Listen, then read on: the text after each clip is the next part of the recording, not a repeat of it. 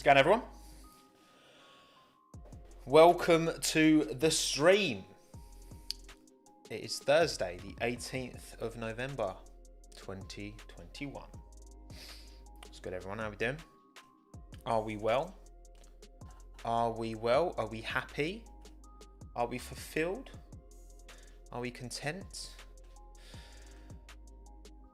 Hello, everyone. Hello, Ethan. Got No Waffles, Advit, CL16, Sletton, Willie, very good name, Aiden, Nike, Michael, Avery, Isaac, Ansello, Dan, Zoe, Zach, Diogenes, Tanmay,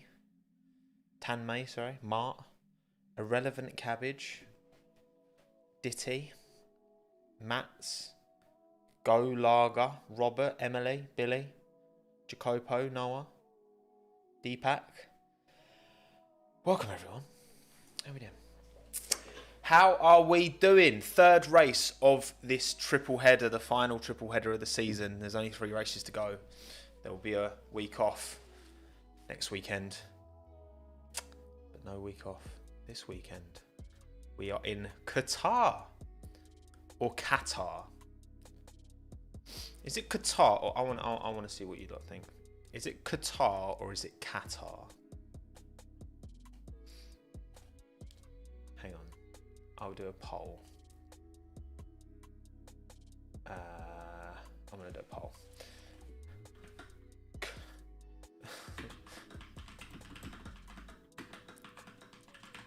Right, so is it Qatar or is it Cat?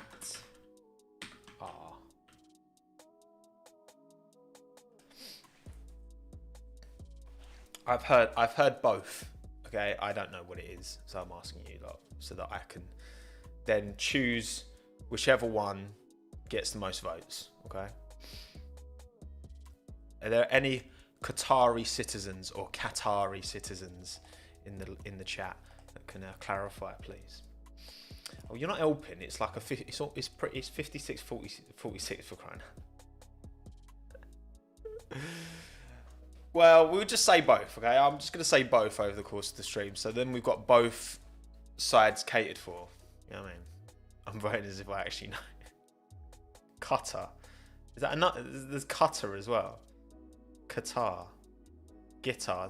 Thank you, Daka. That's very helpful, mate.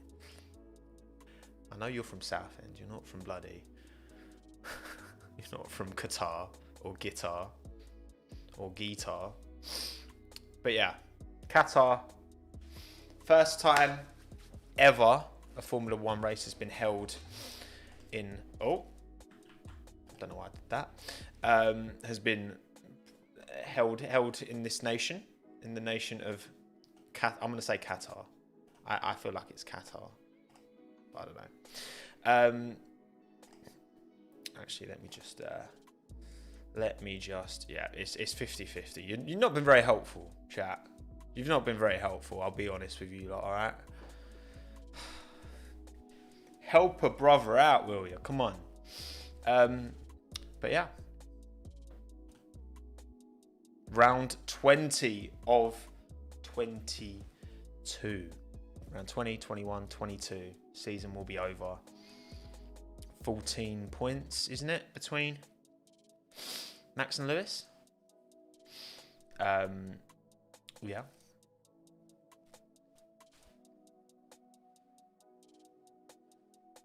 What do we think?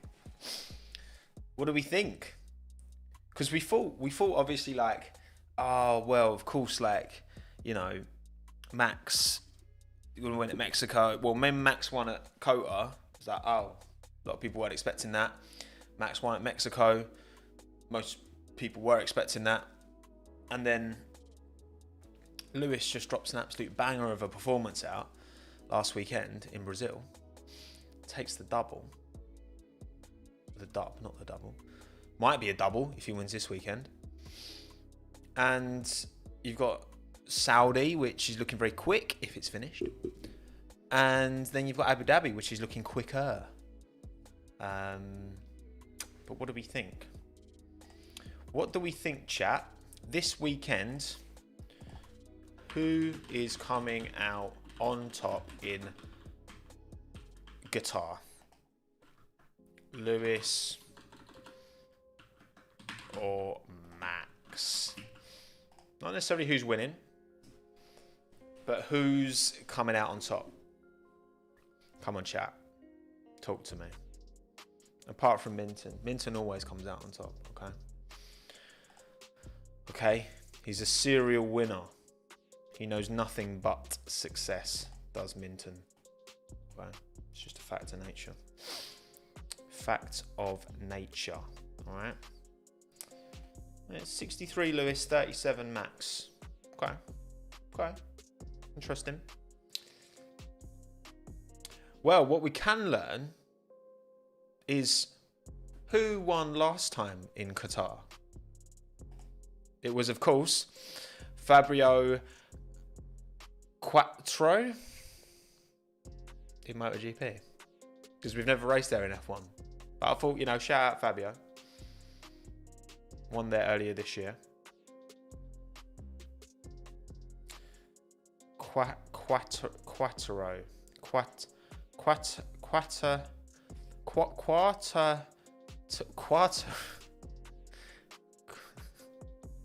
I'm just saying Fabio Quattro, okay?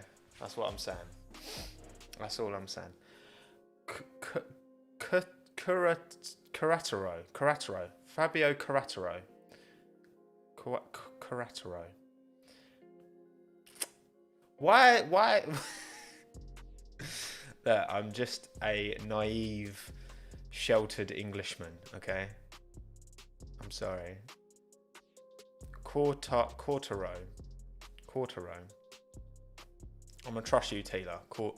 Quartaro. Fabio Quartaro. That's what we're sticking with. But yeah, we've never raced there in F1. MotoGP. I don't know if there's any MotoGP fans in the chat. I don't watch bike racing. Not my cup of tea. Is it good? Is it a good track? And obviously we know that, you know, F1 cars can carry a lot more speed through corners. There's a lot of, you know, wide sweeping corners. It's like Bahrain has been, you know, the edges have been curved off a bit more. Look, I'm not a MotoGP man of culture, okay? I'm sorry.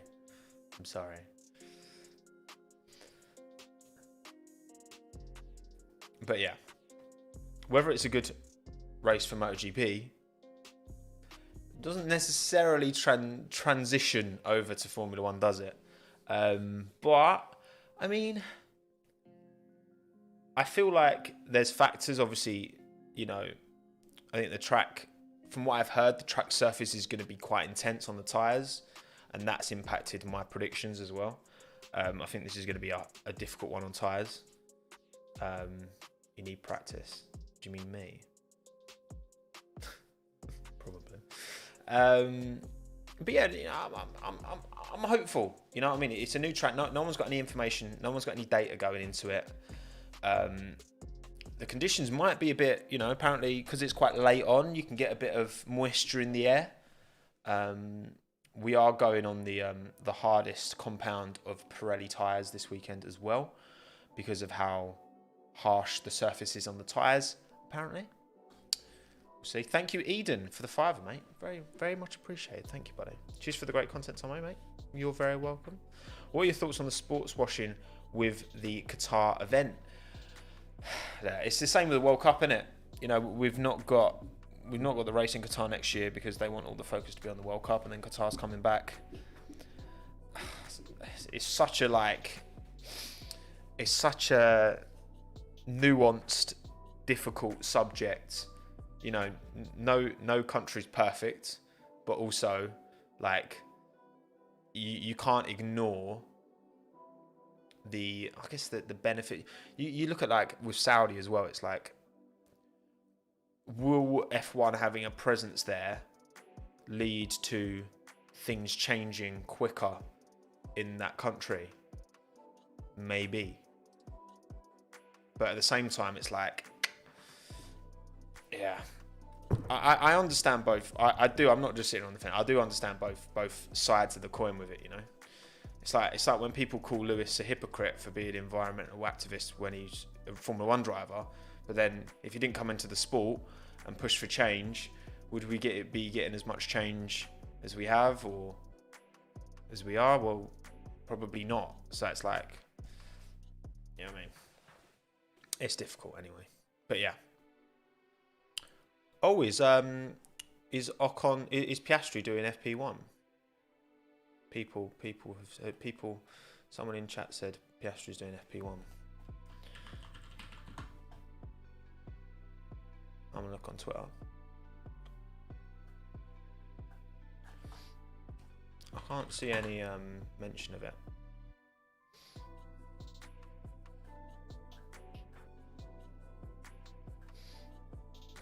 I mean, I've just searched Ocon on Twitter and nothing's come up, so I don't know if that's true.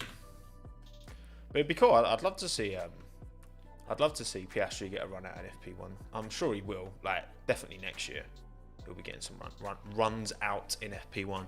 But yeah, we don't really know, you know, which is a good thing.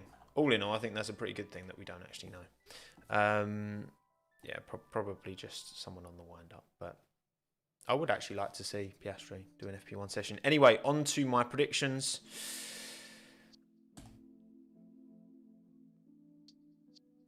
I'm sticking with Max for a race win. I think this is a super important race for Red Bull. I think they know that. And I think Max will win. I think it'll be a difficult weekend for Ferrari. Because I feel like when it comes to tracks where there's a bit anti-Italian. Tires. It's all tires, man. I think the Ferrari's going to struggle. We saw how they struggled in France at Le Castellet. Yeah, I mean, there's like one significant straight. Obviously, it is all quite quick as well. But I feel like McLaren are going to pull something out of their arse for this one.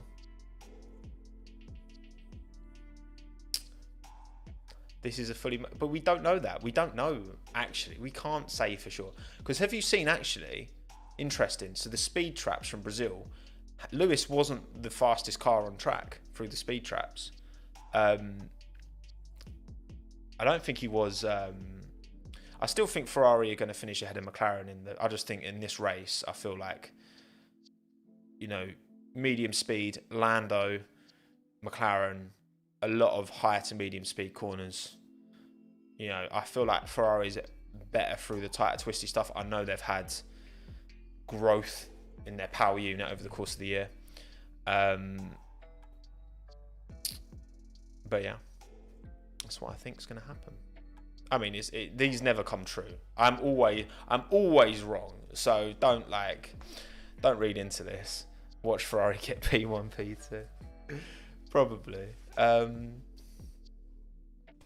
But there you go. I still think there's a little bit of fight in McLaren at this circuit, but I don't see how they'll. I think Ferrari will be firmly on top of them in Saudi and Abu Dhabi. That's what I think.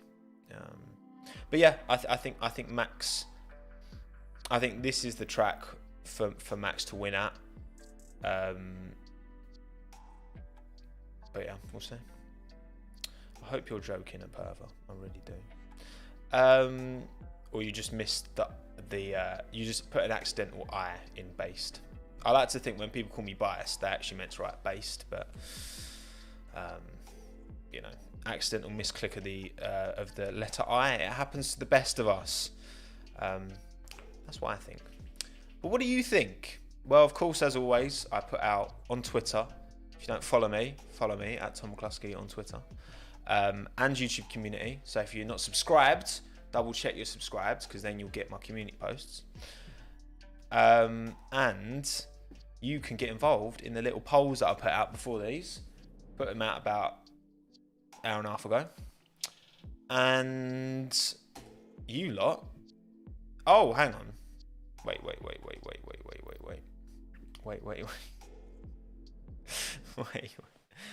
I messed up. Chat. I messed up.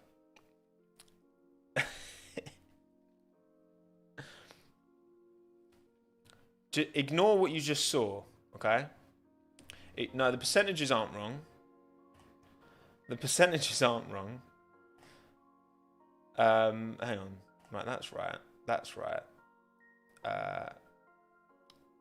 That's right. Oh, I just didn't save it. Oh, I'm just an idiot. Oh, okay, that's fine then. I did actually do the graphic. Wait, but I did. That's so weird, man. That it's not updated. I didn't cock up as phenomenally as I thought I had. There we go. Right, now we go to this, and then I drag that onto there. Boom. Lovely. Those are what you think. 57% of you said Lewis win. 29 Max. 3% Bottas/Leclerc. It was the exact same amount of votes. 28% think Mercedes is going to be team of the weekend. 27% Ferrari. So you lot seem to think opposite to me in terms of Ferrari. And 17% McLaren. Thank you, Marina, for the €2. Thank you very much, mate. Much appreciated. Driver of the weekend, Charles Leclerc. 17%, followed by Lando, followed by Lewis. And then struggle, Sergio Perez. 12%. Tommo is the constant struggle with the F1. It's true, Dr. Ghost. It is true. Yeah, 12% of you said Perez, 10 Stroll, and just slightly, but still 10% Bottas Ricardo. I don't know. You tell me why Perez struggle. I feel like Perez is starting to get on top of that Red Bull now. He was only a 10th behind Max in qualifying at Interlagos, which is promising. Time for Checo's time management. He is very, very good on the old tyres. Can't lie. So yeah, I mean, I disagree on all counts this weekend. We'll see who's right. Probably none of us. Probably. But this is what you lot said, not me. So because Tommo is a closet. I've always loved Sergio. Sergio's an absolute lad. Yes, he took my favourite driver's seat, but fair play. You know what I mean? You can't begrudge him for that. And yeah. Also, something I wanted to look at. Actually, we'll look at this in a minute. Yeah, we won't look at that now. I want to look at some. There's some. Well, obviously we know the whole Max Lewis turn 4 drama might be. You know, we might be getting news on that during this live stream at some point. It's coming up soon. We will talk about it. Don't worry. I've already talked about it, but you know what I mean. We'll talk about it more because people still want to talk about it. In fact, let's go over that. There's an interesting article I saw on Autosport just before I went live. Screen share. Boom. Where Mr. Charles Leclerc, thank you, Ignacio for the 2,500 CLP. I'm not sure what that currency is, but thank you. I hope that's not a lot of money, because it sounds like a lot of money, but I appreciate it. Gio win would be vibes. That would be vibes. So yeah, Leclerc said he will adjust F1 approach if Verstappen move goes unpunished. Beef. But basically, Charles is... Because obviously, you remember in 2019, talks about it here. You know, Verstappen, whether you think he forced Leclerc off or not, I'm not here to debate that one. Because that's just opening another kettle of fish. But you're welcome, Audi, for the free advertisement, by the way. What's your where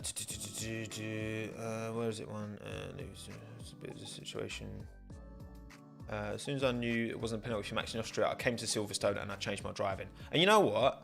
Their little battle, I always go on about their little battle at Silverstone, Leclerc and Verstappen. 2019.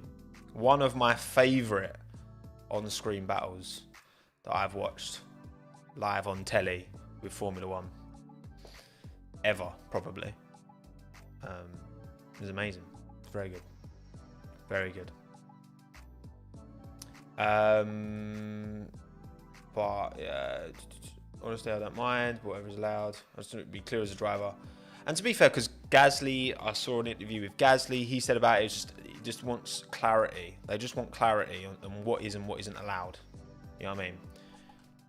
Because to me, if the fact that move went unpunished was bold, you know what I mean? Like if that's allowed, then I don't know, man. I don't think that's very good for the sport. If this is allowed, then overtaking the round side is going to be very difficult. Yes, exactly. Any overtaking around the outside is going to be nigh on impossible, basically. If you're allowed to just stop braking and then just go straight and then go miles off the road and hold position and not get punished. Like, it's going to be impossible to overtake around the outside if that is the rule. You know what I mean? So I understand this. I understand why drivers want clarity. It depends. I mean, Stroll just said he thought it was hard racing. I know, was it Science? Lando were asked about it and they didn't really say anything, but you could tell they were kind of like on the whole, like that was over the line side.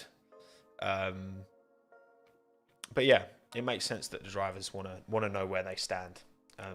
And also, I know Michael Massey catches a lot of stick, but you got to remember, it was the stewards who decided not to investigate it, not Michael Massey. So, just saying. Just saying.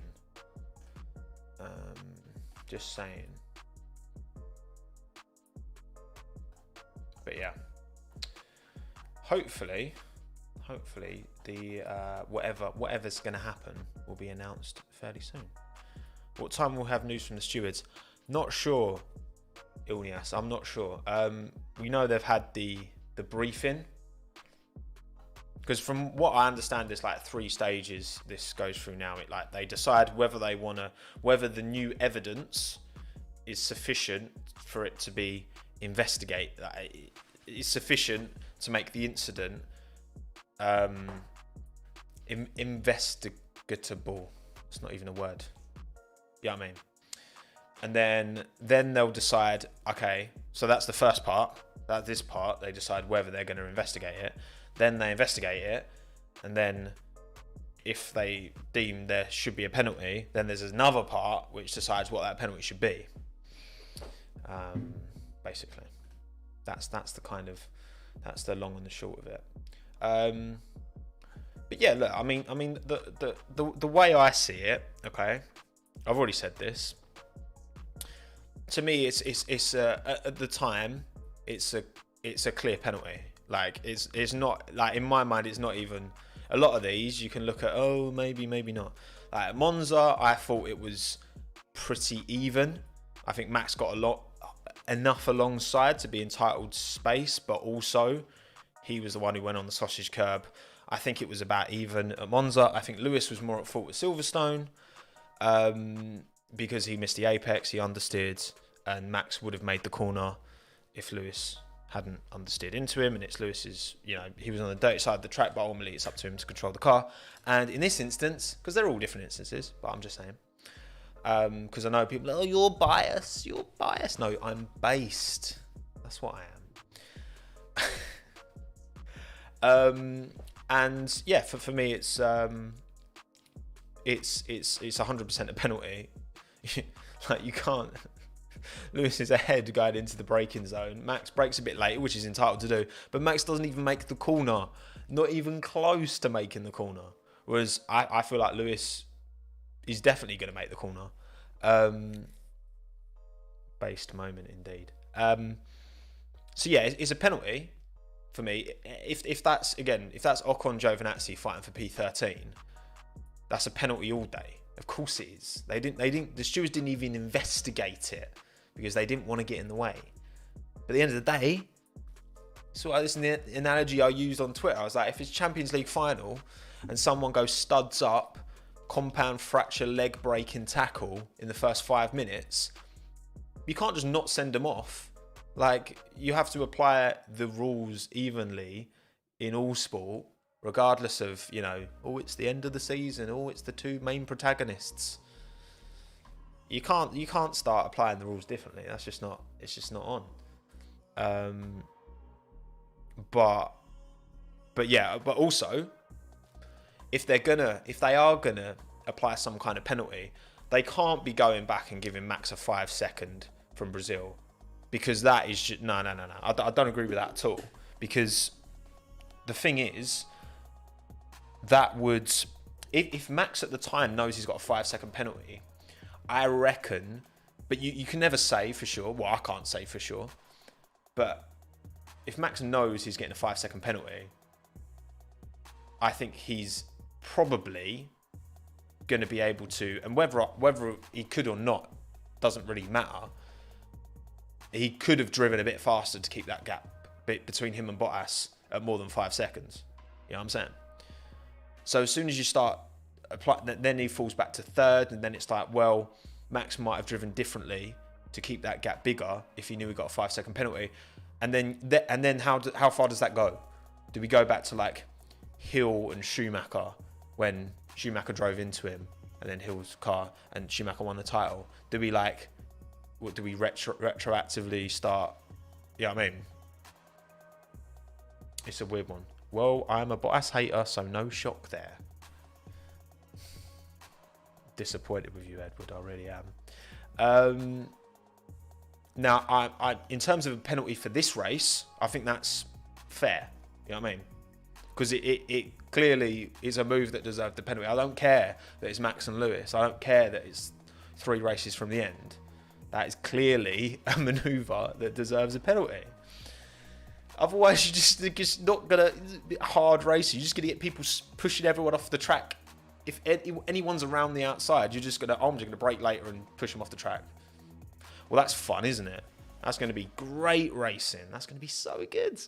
No, it's not. I'm being sarcastic. It would be terrible. But yeah, I mean, if they want to, am I massively like, oh, give Max a penalty for Qatar? No. Like, the stewards should have made the call then. They didn't make the call. And Max, I don't blame Max for doing what he did. Like, it was the only way, and he kept Lewis behind and he didn't get a penalty. So if anything, like, what he did worked.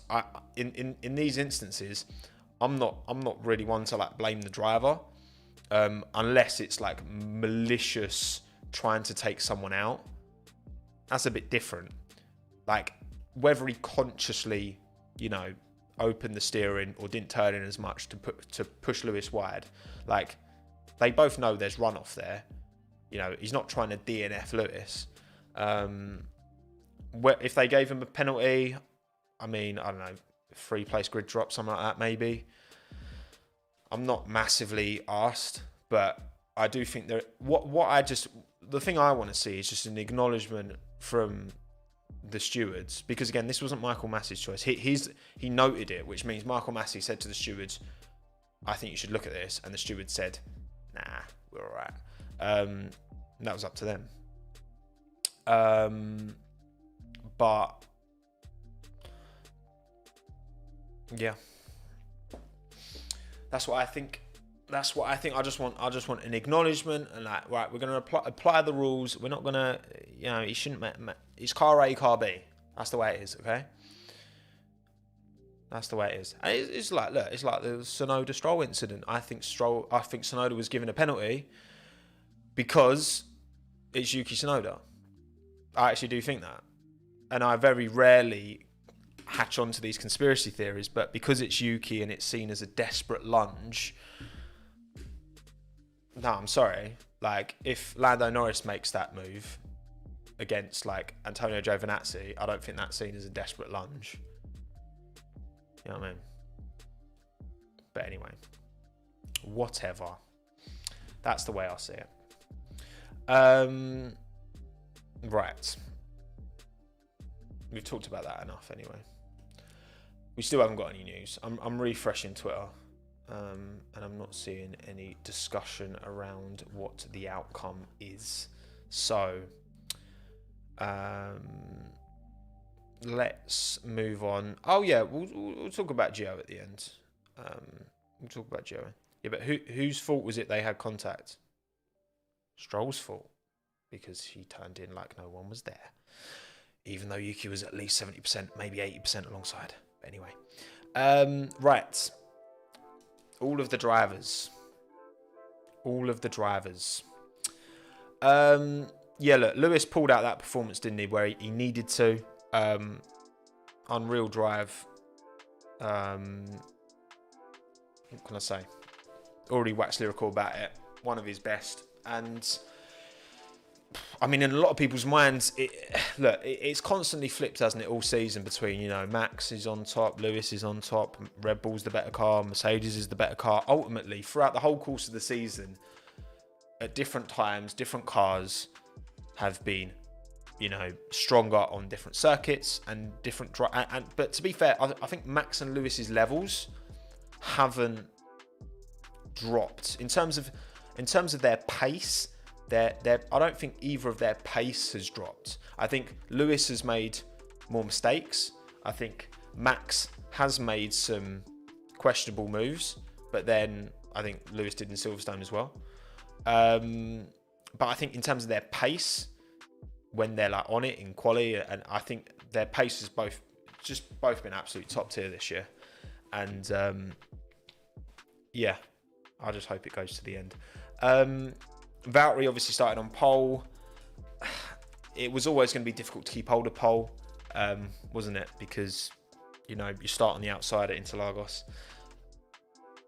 I listened to, I was meaning to for a long time. I listened to Bottas's Beyond the Grid podcast before this.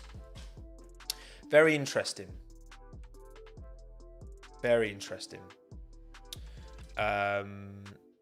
And yeah, I hope he has a good time in Alfa Romeo. I hope he has a very good time in Alfa Romeo. But yeah, I mean, he got a bit lucky with the VSC. I want to see him and Perez battling, because we haven't really seen them battle, have we? Not really. We saw it like France, but Valtteri couldn't really do much to hold Sergio behind. It was a lot of straight lines. So yeah, I just want to see them two battle. Should they change P1 for Interlagos? I think you could definitely make that argument. You could definitely make that argument, because you feel like even if you get a slightly worse start on P2 because you're on the ins, but then I suppose P1 can come across. Maybe. Yeah, the Ferraris, I think it's going to be a difficult weekend for the Ferraris. Tyre wear, high tyre wear circuits haven't favoured them that well this year. But I do think they're still comfortable P3 up till the end of the year for sure. And then yeah, and I think McLaren. I think it'll be a good weekend for McLaren relative to Ferrari. Do I think it'll be enough for them to get P3? No. I still think Ferrari are gonna be pretty comfortably ahead. It's interesting though, because we never got to see, because Lando got such a good start at Interlagos. If he doesn't, you know, jink over a little bit too early and collect science, because I do think that was more on Lando. You know, he would have been on the outside of Perez. Maybe could have made a move there. Maybe could have stayed ahead of the Ferraris. We never really got to see, because obviously he fell to the back with the puncher. Shame, because it would have been nice to see their relative pace. And obviously Daniel Ricciardo retired in the end as well, with a technical fault. Thank you, mbrown23, for the 449, mate. Watch your video on Ferrari and 2022 recently. If you think Ferrari will win the title next year, who are you betting on for P2? I mean, probably like Mercedes. You know what I mean? Probably Mercedes. Red Bull have got a lot going on at the minute with their new engine thing. So I'd probably say Mercedes, but I'd love it to be like an Alpine or or an Alfa Romeo or a Williams. That would be sick. But yeah, that would be decent. But yeah, thank you, M Brown. Appreciate it, mate. Aston Martin. I saw the video of the.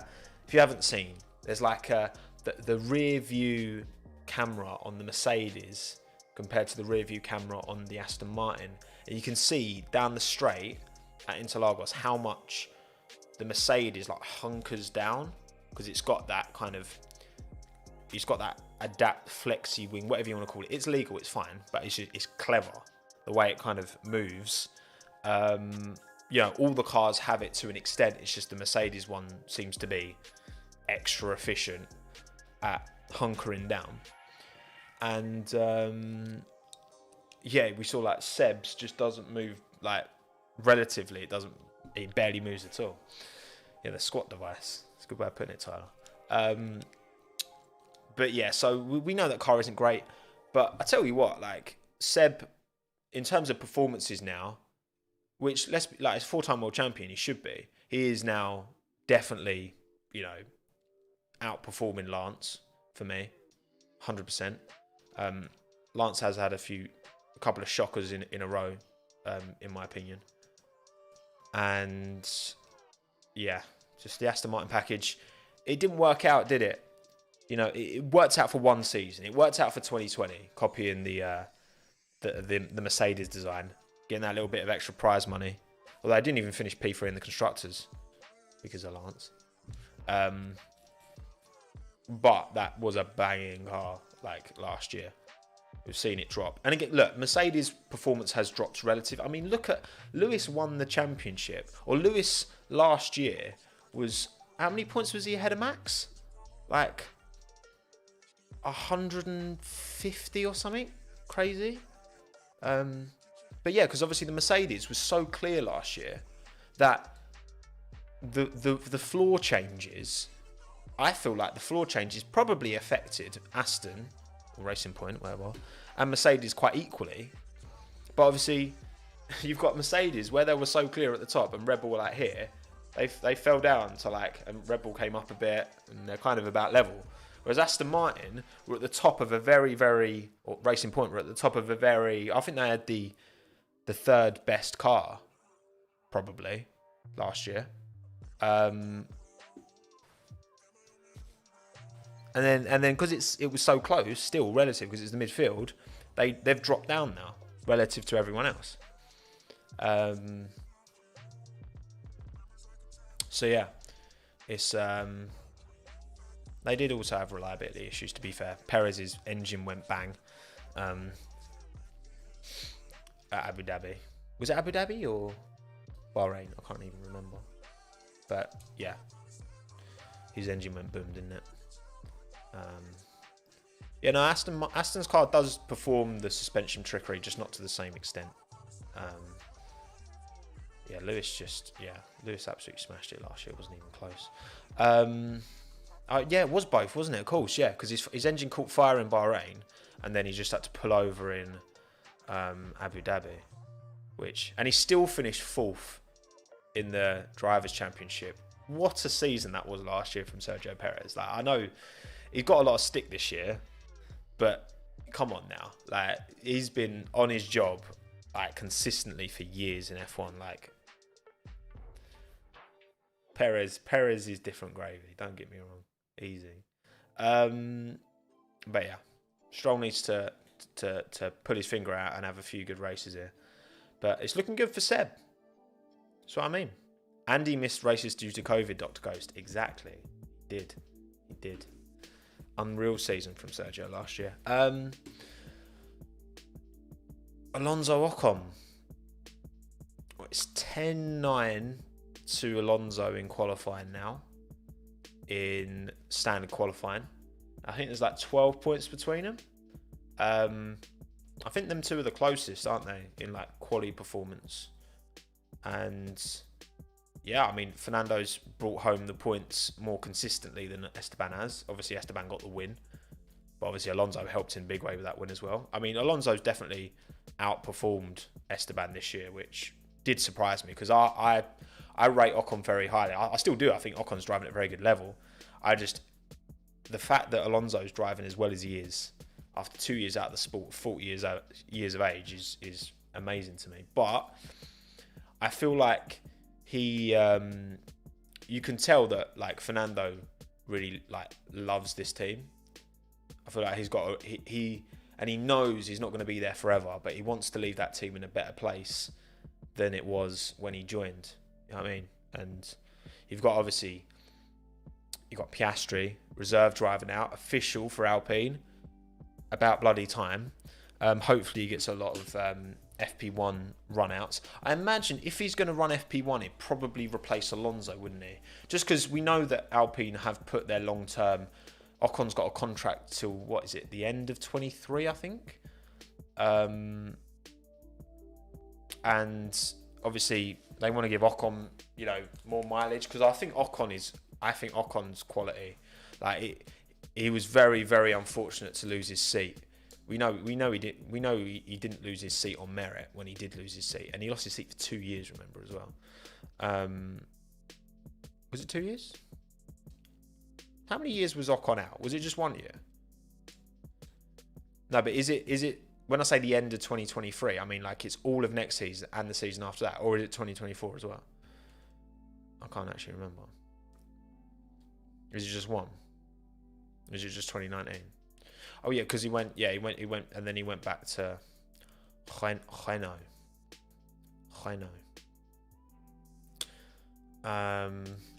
But yeah, Piastri Ocon, with Fernando kind of laying the groundwork, maybe becoming team principal.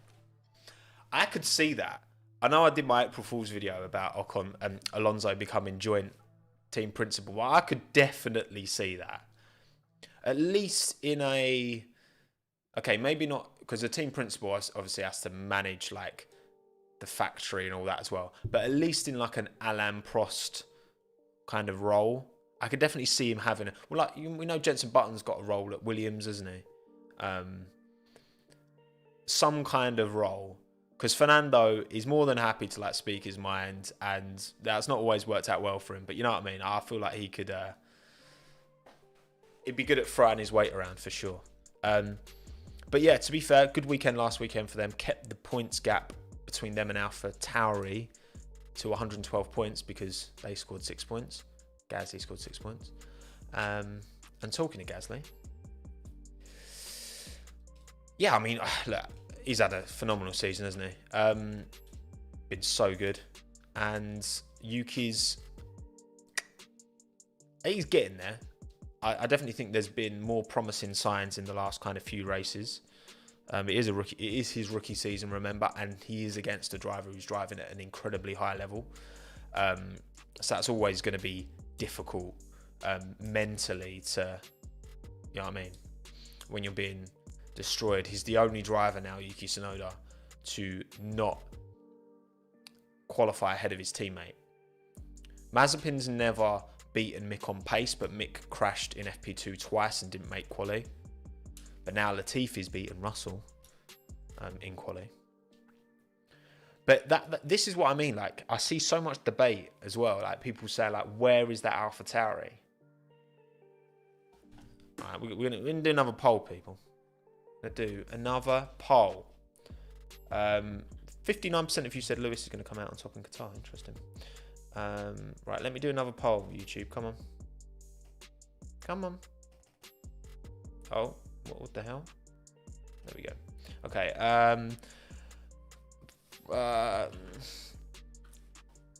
I've just made a poll with no information. YouTube, stop being a mug. Why is this being annoying? Right, okay. There we go. Okay. How good is the Alpha Tauri car? So I'm going to say, is it the third best, fourth best, fifth best, sixth best? I feel like it's definitely within that range, okay? So I'm going to see what you lot think.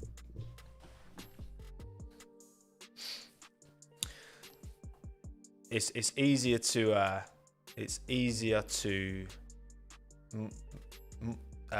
what's the word I'm looking for? To keep an eye on what you lot think by just doing a poll.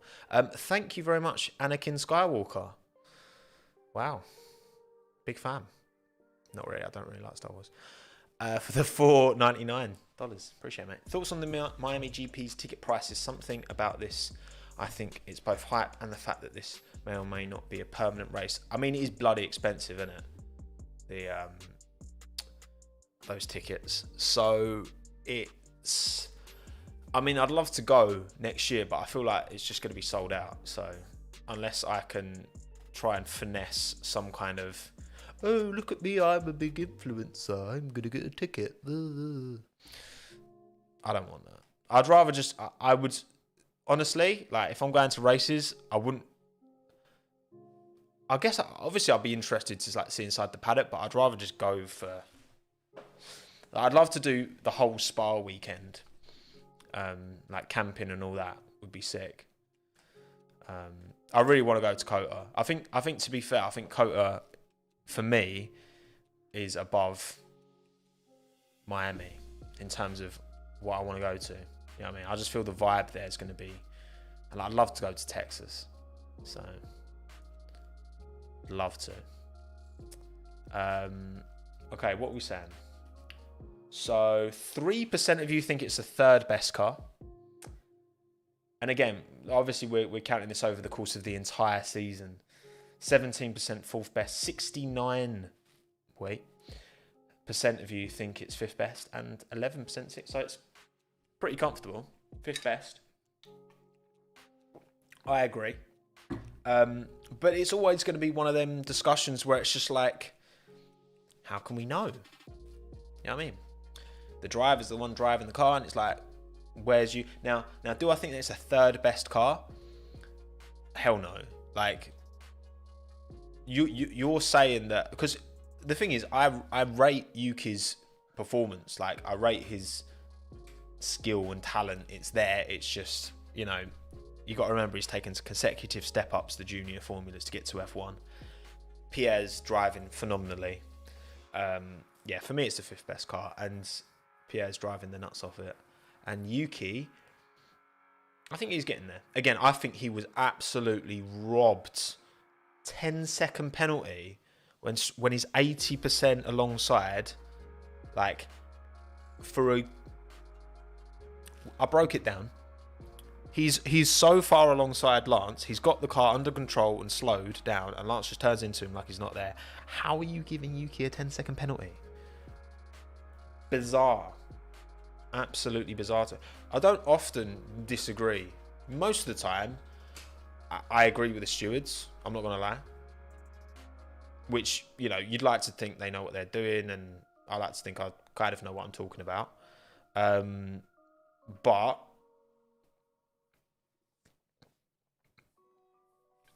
watch my I analysed it and took it down. Trust me. It's not on Sonoda. It just isn't. But again, I think it's Yuki Tax. You know, he's the aggressive rookie, and he has made a lot of mistakes. But I don't think that was one of them. But yeah, fifth best car. Fair enough. Alfa Romeo. Should we talk about Antonio Giovinazzi? He will be departing. It was Lance's fault, Dakar. I agree. I'm going to interpret your message is that is what you're saying, because it was clearly Lance's fault. If we're turning in on cars that are 80% alongside us, then we also can't overtake on the inside. We can't overtake on the outside because you're allowed to be pushed wide and be about 4 car widths off the track. So we might as well just go home, mightn't we? If we're officiating the sport like that. But anyway, yeah, Gio didn't hold back, did he? Put in his little statement, money talks, which is true, but also But also, I don't think that Giovinazzi showed enough over his 3 years in the sport. To be quite honest with you, again, a lot of that comes down to how highly do you rate Kimi Räikkönen. Obviously, Kimi Räikkönen's prime was quite the prime, even in his Lotus days in 2012. Fantastic. But I don't think. I think if Giovinazzi wanted to put it beyond any, 3 years in F1, if he's not, qualifying, consistent, good, was always a good qualifier relative to Kimi. But in the races, all too often Kimi would find a way past him. And if you want to stamp your authority on that team and be like, I deserve to be here long term, you've got to be beating a 42-year-old Kimi Räikkönen, who on his day is very good, but is liable to making some quite significant cock-ups, like when he drove into Gio in Portimao, for example, and drove into Seb in Austria. I don't think that Giovinazzi did enough to merit remaining in that seat when there's talent like Oscar Piastri, who's winning F2 in his debut season, when there's talent like Théo Pourchaire, who's not far off Joe. I think he's only... Because Piastri's a good 30... Well, in my video this week I talked about it, didn't I? It's like 36 points between Joe and Piastri. It's Joe's third year. Joe's had a very, very similar F2 career to Nicholas Latifi, sitting second in F2 in his third year in F2. You know what I mean?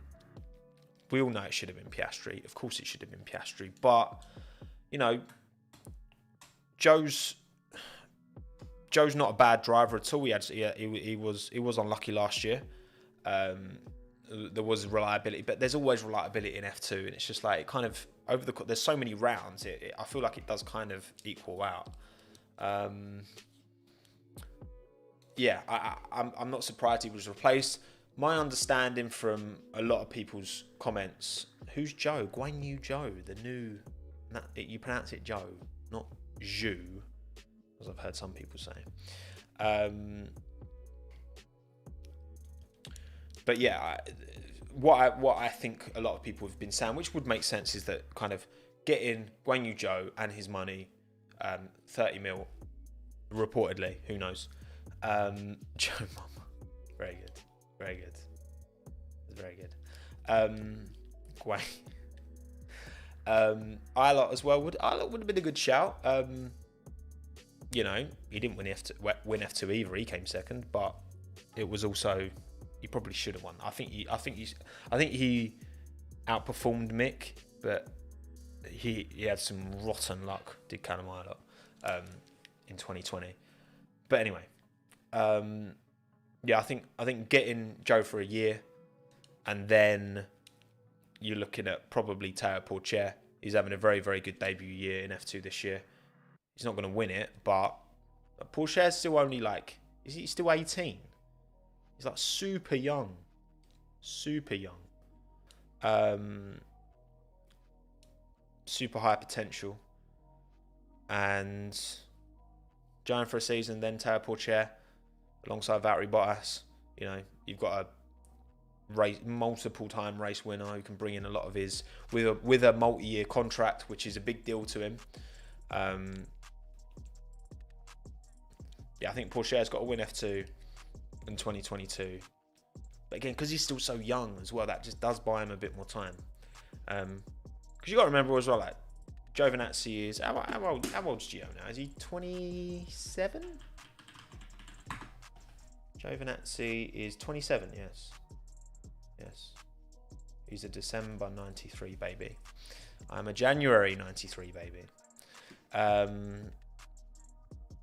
It's British based, exactly. Thank you, JM. Is what it is. But I think, Joe Bottas, it'll be interesting to see how Joe does. I think he's had a more impressive junior career than Latifi, slightly, but not by much. Nicholas had a very good first season in F2, quite a bad second season in F2, and then quite a good season in F2. Joe had kind of more level, but also obviously they were racing in different years, different caliber of grid. Well, 2019, where you had Georgie Boy win it, that was the only year in F2 that they all raced together, Latifi, Mazepin and Joe. But obviously I just know that because of the research of the video. But I think, again, there's, when we talk about deserved, like the only drivers who deserve F1 seats are the top 20 best drivers in the world and rookies like Oscar Piastri, who are showing the most potential. And you can make a lot of arguments about a lot of drivers not deserving. Like, this is what a lot of people, like, they think, oh, because I'm an Alex Albon fan, like, I think he deserves to be back in F1. I think you can make stronger arguments for a lot of other drivers to deserve an F1 seat more than Alex does. But that doesn't mean I'm not happy about the fact that he's getting his seat. You know what I mean? But ultimately, any driver who's, again, you look at Mazepin, he finished 18th and then 5th in F2. Is that a good enough F2 career to be there on merit? No. But then you look at Latifi. Well, Latifi finished 2nd in F2. Yes, it took him 3 years. Schumacher won F2 in his 2nd year. Joe is 2nd in F2. Might still win it. Bit of a long shot, but he might still win it. But yeah. We'll see. Thank you, Osama, for the $2, mate. Joe Mama. Thank you. It's a great joke that literally no one else has said in chat. Thank you very much, mate. I appreciate it. But yeah, exactly, Melina. A lot of top quality drivers are going to miss out on seats, and I personally just don't think Gio showed enough during his tenure. But he's gone to Formula E, to Dragon, and hopefully, he can still have a very good motor racing career, live a very comfortable life, earning good money racing cars. So it's not the end of the world, you know what I mean? For a lot of drivers, F1 doesn't have to be the be all and end all. I know that is the goal for most drivers, but also you can still have very good careers. WEC, his Ferrari hypercar program, it'll be fine. And then Kimi had actually a very good race, didn't he? Went from back of the grid to P12. I think he's enjoyed. I was saying this last time. I feel like he knows he's only got 3 races left now. I think we're getting a bit more out of Kimi in the post-race press conferences and all that. Like, I like it. Yeah, Dragon Andretti, isn't it? Or Penske? I don't even know. It's a Formula E team, but I don't watch Formula E, so. Thank you, MA, for the $7.99 Aussie. WTF1 made a good point that the caliber of pay driver now destroys the pay driver they had in the 90s. So it could be, oh no, that's true. That's so true. Pay drivers in the 90s and the 80s were an absolute joke. That would literally be Mahavir Raghunathan in an F1 seat. Like, I know we joke about it, but and maybe worse. Like, Alessio Delado, Mahavir Raghunathan, Samaya, like, if these lot were getting F1 seats, that's the level of pay driver that we had in the 90s a lot of the time. So, Dragon Team, very good. Very good. This is why the super license was invented. That is true, Mark. That is true.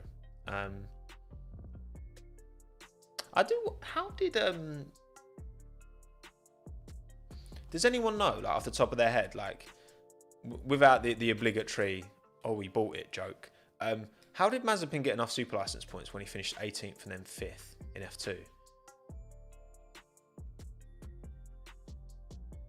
I honestly don't know. But anyway, Williams have had a difficult. Oh yeah, he did do well in GP3. He was second. Yeah, Nikita was second in GP3. He was like 31 points ahead of ahead of Ilot. COVID, yeah, because with COVID they did lower the requirements, didn't they? But yeah, whatever. Russell Latifi, yeah, I mean Latifi, credit to Nicholas. Like, okay, cool. What I will say, like, I know, like, I really like Nicholas, okay, but I've seen a lot of people, like, I've seen some people try and suggest that Nicholas is a better overall driver than George, which I'm just like, what? Like, again, we have to start with qualifying, because qualifying is a very important metric, okay? It's a metric of 1 lap pace, which is a significant thing, right? Over the course of 2 seasons, it's now 36-1 to George in qualifying. 34-1.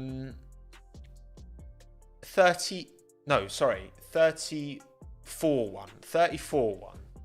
Because it was 16-0 last year, because George outqualified Nicholas every time, apart from, obviously, in the Mercedes.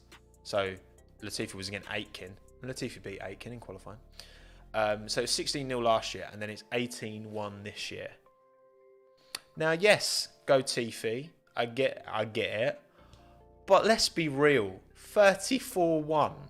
That's not like...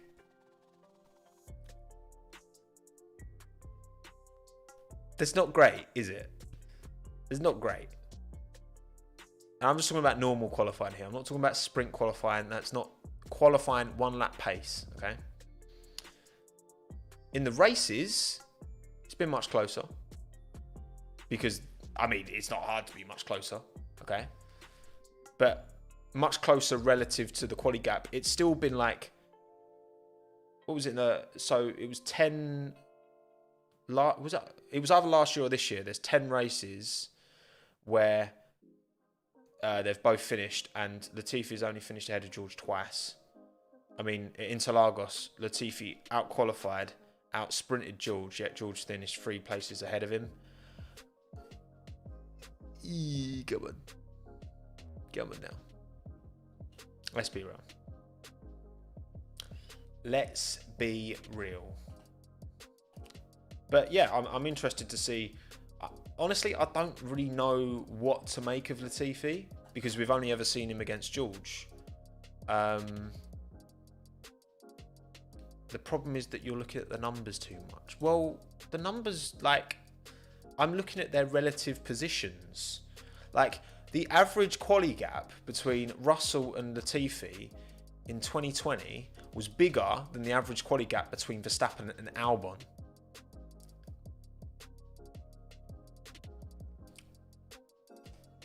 That is fact, okay?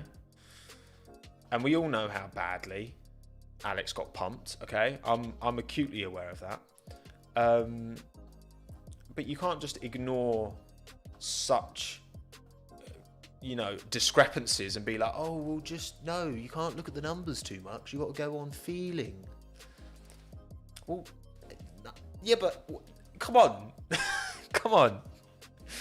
Come on now, okay? Come on, let's be real. But anyway, and then Haas, Schumacher, Mazepin, Nikita, great move up the inside of Mick Schumacher. The reason they didn't come together is because Mick was looking in his mirrors. That was the main difference. Obviously, Mick had the coming together with Kimi, which I think was more Mick's fault. In the race, which obviously played a part. I'm not sure actually how the race paced, but I think Mazepin had a pretty good weekend, all things considered. Don't worry, I'm refreshing Twitter, so if Max does actually have a penalty, I will let you know. But it's probably not gonna come out tonight, probably. Whatever, we'll see. So ignore chat on the wind up. I mean, I just hope Haas can give him a half competent car next year, so we'll actually get to see them, in battle with other cars and not just, you know, only fighting on lap 1 and then in the mud. But yeah, we will see. We will see. That's about it, everyone, isn't it? I think we've pretty much covered everything, haven't we? Still no news on Max. I will let you know.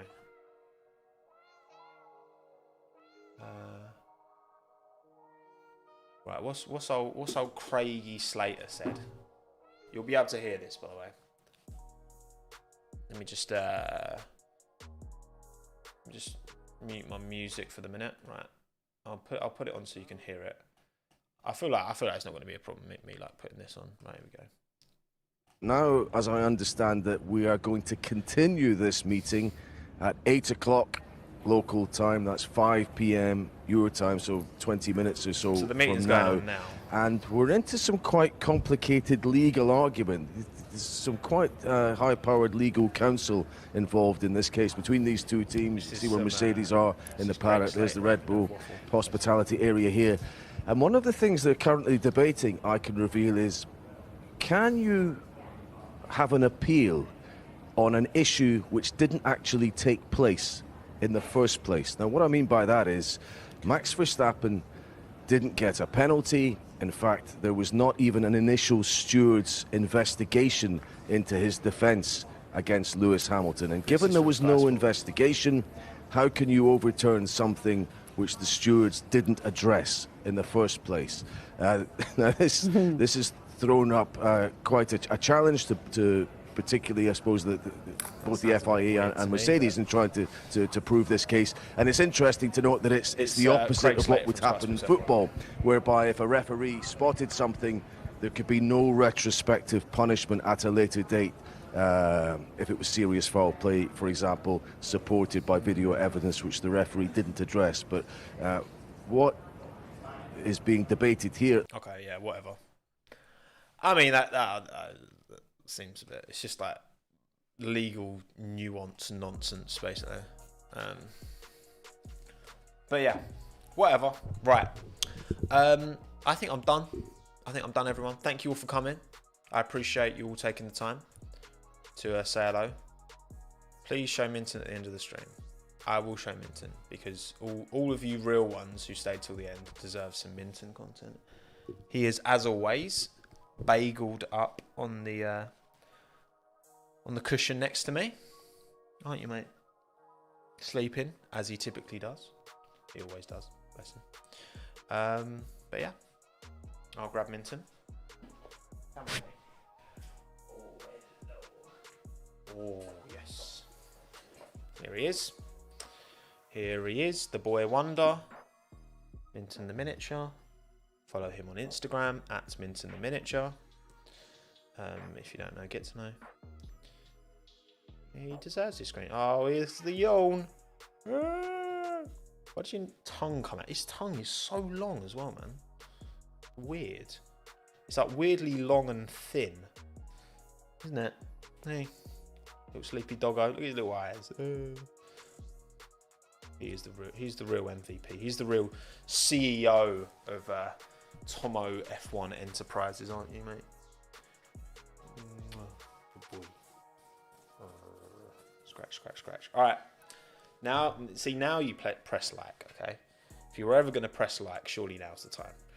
Right, go on then, mate. Go back to sleep. Right. Cheers, everyone, again for coming.